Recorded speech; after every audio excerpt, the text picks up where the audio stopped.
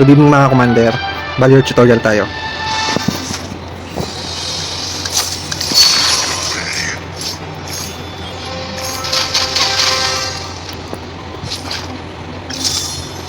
Dito paldo tayo, nakakuha tayo ng Popols and Kupas Power, no?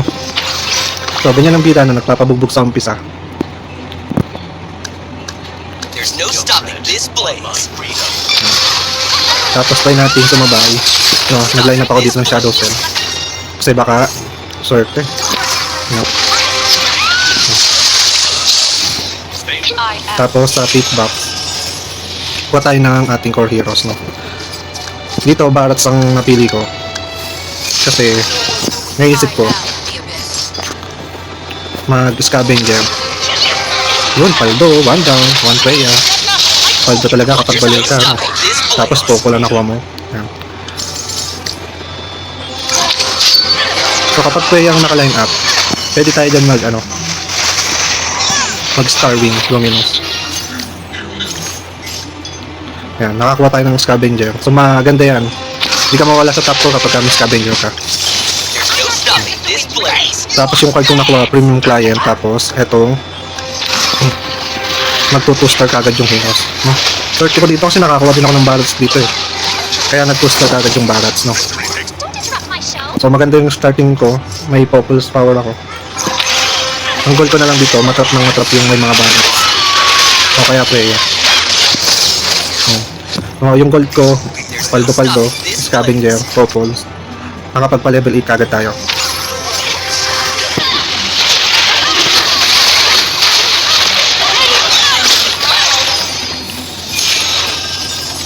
So dito available yung Barats pa rin.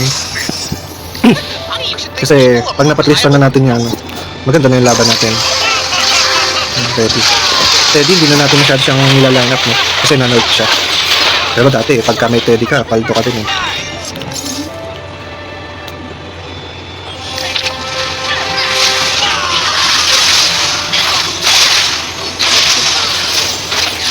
There's no stopping this blaze.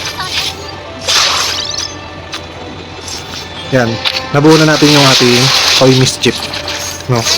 Sa round 3-4. Tapos nakakuha tayo ng synergy na KOF. So the best yan kasi meron tayong Karina, may Teddy tayo. Set aside muna natin yung Freya. Pero wag nyo ibebenta. Igilin nyo lang. Kasi may kalaban tayong Freya. Tapos di ba may Popol Trap tayo. Malaki yung chance na matrap natin yan. O kaya naman, second goal natin, makounter yung Freya niya. Kasi madidiminish yung number ng Freya. So kukunti yung chance na makakapag-patlista siya ng Freya. Ganun tayo katikal. Kasi isipin nyo, ang katapat natin, Freya na may Power of Shadow ni Moskov. So naisip ko, baka makapagpatlista riyan, no? What if labanan natin, sabayan natin? So yung nasa top 1, no? Ganun dapat ang mindset nyo. Pagka yung nasa top 1, ka-counter build nyo yan. Tapos, balik tayo. Dito malapit na tayo mag-3-star. Ang Barats, may dalawa na lang. So yan, mapapatristar natin yan. Kasi, ayun, dito hinapit ko na. Napatristar ko na yan. Para naman makabuelo ko. Usap si Benedetta. Pero mas mali pwesto ko. Dapat di ko na binago, no? Para nakuha ko yung Freya.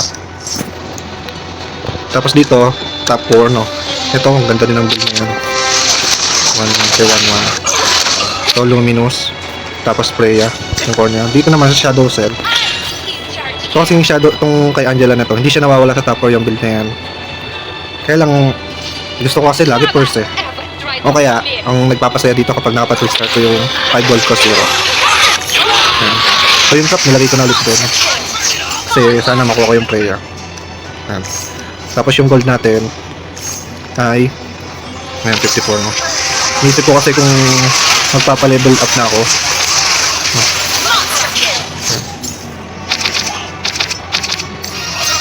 Yun, napat-restart yung Teddy, Freya, saka Barats, no? Tapos, dito na natapos guys.